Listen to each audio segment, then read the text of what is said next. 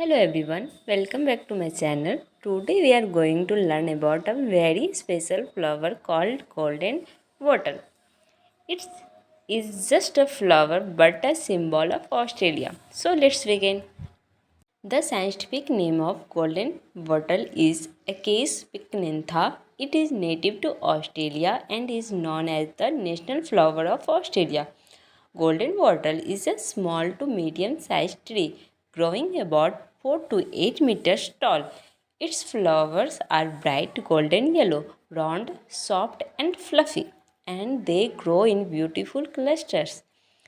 The leaves of this plant are special. They are not true leaves but modified leaf stems called phlodes.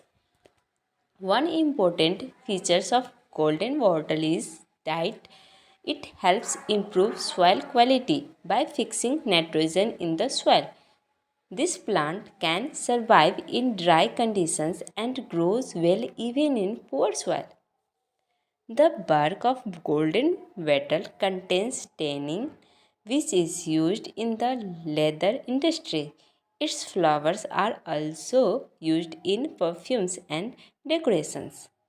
Every year on 1st September, Australia celebrates Wattle Day to honor this beautiful plant.